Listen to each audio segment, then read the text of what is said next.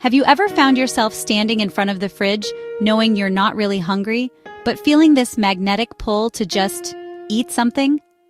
If so, you're not alone. It's that moment where your logical brain checks out and a deeper, more urgent feeling takes over. You might grab the ice cream, the leftover pizza, or a bag of chips, and for a few glorious minutes you feel a sense of relief. But then, almost immediately, the guilt floods in. The shame. The feeling of being completely out of control. For years, I thought the answer was more discipline or another brutal diet. I believed if I just had superhuman willpower, I could finally conquer these urges. But what if I told you the solution has nothing to do with food, and everything to do with something much, much deeper? Today, we're going to uncover the hidden psychological trigger that drives emotional eating. And more importantly, I'll give you a simple, practical, step-by-step plan to finally break the cycle. Not just for a week or a month, but for good. Let's paint a picture that might feel a little too real. It's been a long, stressful day. Your boss was breathing down your neck, deadlines were piling up, and you had a tense call with a family member. You get home feeling completely drained, a mix of exhaustion, frustration, and that low-level anxiety humming just under your skin. You know you make a healthy dinner, but the thought of chopping vegetables feels like climbing Mount Everest. Instead, you find yourself drifting toward the pantry. Your brain whispers, "You deserve a treat, just a little something to take the edge off." It starts with a few cookies, then a handful of chips. Before you know it, you're eating without even tasting, almost in a trance. It's like you go unconscious for a bit. The difficult emotions of the day seem to melt away, replaced by a temporary, sugary, or salty numbness. But the relief doesn't last. As soon as the binge is over, a new wave of emotions crashes down: regret, shame, and self-loathing. You ask yourself, why did I do that? What is wrong with me? This guilt becomes its own form of stress, which then fuels the need for more comfort, creating a vicious, self-perpetuating cycle. Your emotions trigger you to overeat. You beat yourself up for it, you feel bad, and then you overeat again. Here's the secret that most diet plans and wellness gurus won't tell you. This is not a failure of your willpower. Let me repeat that. You are not weak, and you are not broken. The reason you can't willpower your way out of emotional eating is because you're trying to solve an emotional problem with a food-based solution. It's like trying to fix a leaky pipe with a hammer. You're using the wrong tool for the job. The real problem isn't the food. Food is just the symptom. The real problem is the unprocessed, unacknowledged emotion that sends you running for cover. The uncomfortable feeling is the real issue, and food has become your go-to coping mechanism. For so many of us, this pattern starts in childhood. Were you given a cookie when you fell and scraped your knee? Or a piece of candy to quiet you down when you were upset? We learn from a young age that food can be a source of comfort, a distraction, a way to soothe ourselves when we feel bad. This becomes a deeply ingrained habit, an automatic response that happens before we even have a chance to think. So the first and most crucial step in breaking this cycle is to stop blaming yourself. Stop engaging in the self-judgment that only makes the problem worse. Instead, I want you to get curious. I want you to start looking at these moments not as failures, but as messages from your body, trying to tell you something important. To truly break free, we have to understand what's actually happening in our minds and bodies. The key is learning to distinguish between two totally different types of hunger: physical hunger and emotional hunger. This distinction is the bedrock of your newfound freedom. Physical hunger is a biological need. It's your body's way of saying it needs energy to function. Physical hunger comes on gradually. It might start as a gentle rumbling in your stomach, a slight dip in your energy, or a bit of brain fog. When you're physically hungry, you're generally open to eating different kinds of foods. An apple, a piece of chicken, a bowl of soup, they all sound pretty good because your body just wants fuel. Once you eat, you feel satisfied, and the hunger signals fade. You feel content and energized. Emotional hunger, on the other hand, is a psychological craving. It's driven by your feelings, not an empty stomach. Emotional hunger hits you suddenly, like a tidal wave. One minute you're fine, the next you have an intense, urgent craving for a very specific food, usually something high in sugar, fat, or salt. It's rarely a craving for broccoli or a salad. It's a demand for ice cream, cookies, pizza, or chips. There's a reason we call them comfort foods. Here's the science made simple. When we're stressed, our body produces a hormone called cortisol.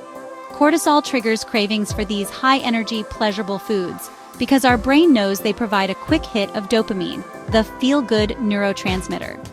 Eating these foods literally gives you a burst of energy and pleasure, making you feel better in the moment. This is a powerful reward system. Your brain learns, feeling bad, eat this, feel good. The problem is, this relief is a flash in the pan. Studies show that any mood boost you get from comfort food is incredibly temporary, often lasting just a few minutes. And once it's gone, you're left with the original emotion, plus the added burden of guilt. So how can you tell the difference in the moment? Ask yourself these questions. 1. How did the hunger start? Did it build slowly over time, physical, or did it appear suddenly out of nowhere, emotional? 2.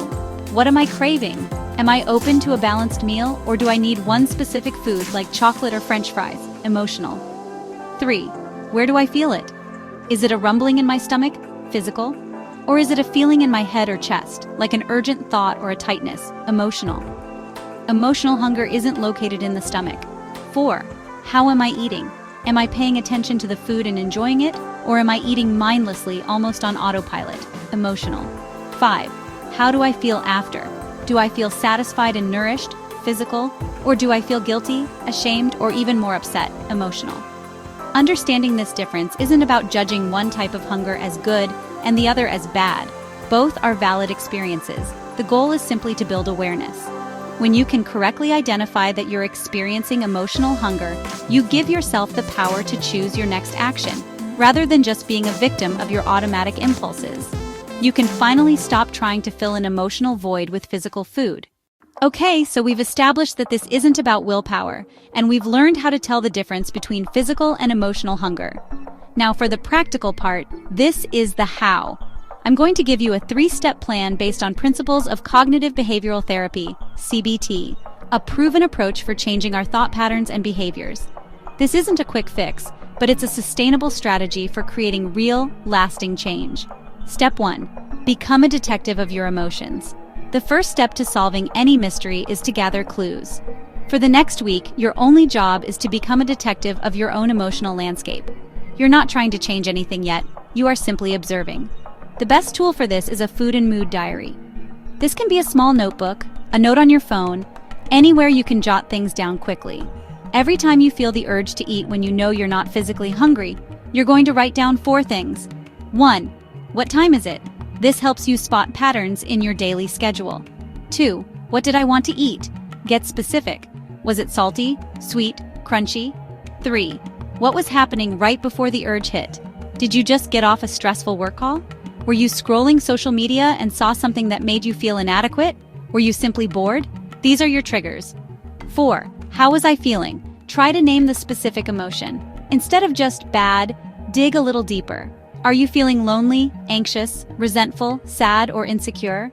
If you have trouble naming your feelings, you can even use a feelings wheel. Just search for it online. This practice of labeling your experience is incredibly powerful.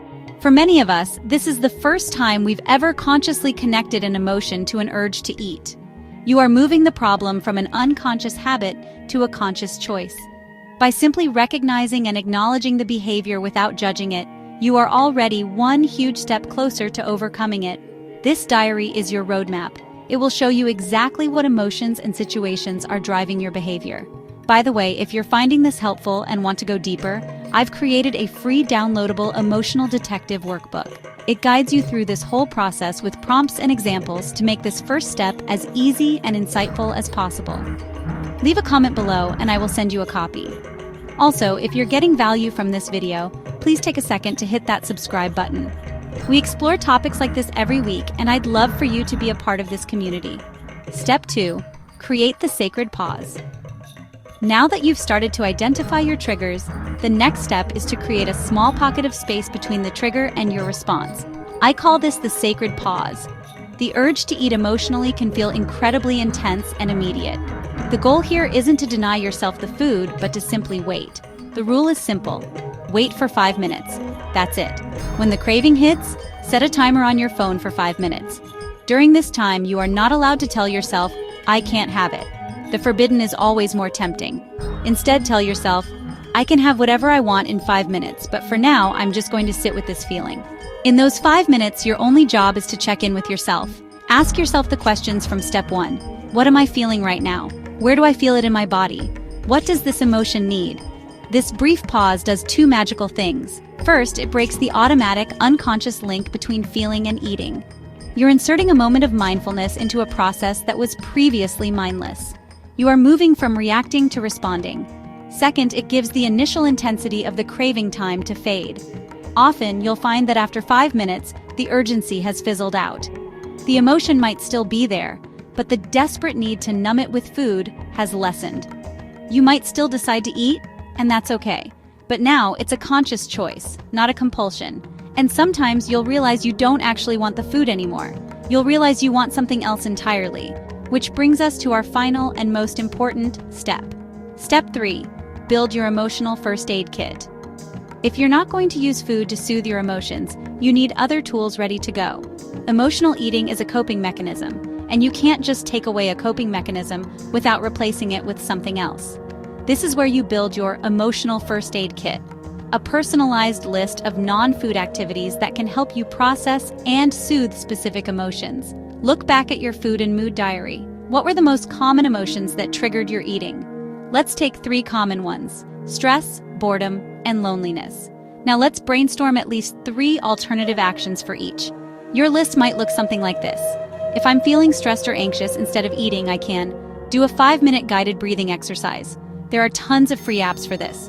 Put on a specific song that always calms me down and just listen. Take a quick walk around the block to clear my head. If I'm feeling bored or empty, instead of eating, I can work on a hobby I enjoy, drawing, playing an instrument, or doing a puzzle. Listen to an engaging podcast or an audiobook. Spend 10 minutes tidying up one small area of my home to feel productive. If I'm feeling lonely or sad, instead of eating, I can call or text a friend or family member who always makes me feel better. Look at old photos that bring back happy memories. Cuddle with a pet. The physical contact can be incredibly soothing. The key is to have this list written down and easy to grab. Put it on your fridge, on your desk, or as a note on your phone. When you're in that sacred pause from step 2 and you identify the emotion, you don't have to think. You just look at your list and pick one activity. This isn't about finding a perfect solution. It's about finding something that is better than food in that moment. It's about learning to give yourself what you truly need, whether that's relaxation, stimulation, or connection. Over time, as you practice this, these new behaviors will become your new default. Your brain will learn that when you feel lonely, calling a friend actually works better than eating a pint of ice cream. Breaking the cycle of emotional eating is not a battle to be won. It's a journey of self-discovery and self-compassion. For so long, you may have treated your body and your emotions as the enemy. You've tried to fight them, control them, and shame them into submission. But that approach will never lead to freedom. The path forward is about listening. It's about turning towards your difficult feelings with curiosity instead of fear. It's about learning to parent yourself, to offer yourself the same comfort and care you would offer a loved one who is struggling. So what's the big takeaway? The goal is not to control your food, it's to understand your feelings. The path is a simple 3-step process. Become an emotional detective, create the sacred pause, and build your emotional first aid kit. This journey won't be a straight line. There will be days when you fall back into old patterns, and that is completely okay. When you have a setback, please don't see it as a failure. See it as a learning opportunity. Ask yourself, what happened? What was the trigger? And then, with kindness, forgive yourself and begin again. True change is a process of 1 step back, 2 steps forward. Be patient and kind with yourself. You have the power within you to change this relationship for good. You can get to a place where food is just food, not a source of comfort, punishment, or shame, a place where you are free to nourish your body and, more importantly, to feel every single one of your emotions without needing to run away. Thank you so much for being here today. If this video resonated with you, I highly recommend you check out my other video on mindful eating techniques, which is a perfect next step on this journey. Remember to be kind to yourself. You are not alone, and you are more than capable of creating a life of true food freedom.